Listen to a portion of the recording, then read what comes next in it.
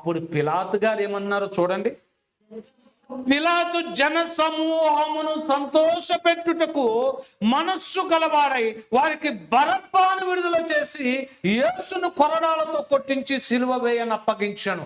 నేను న్యాయపీఠం మీద కూర్చున్నాను, నేను గవర్నర్ని, నేను ఏ తీర్పు తెలిస్తే అది కరెక్ట్ పాటించాలి ప్రజలు అని తెలిసి కూడా ఈ గవర్నర్ గారు ఏం చేస్తున్నారో తెలుసా?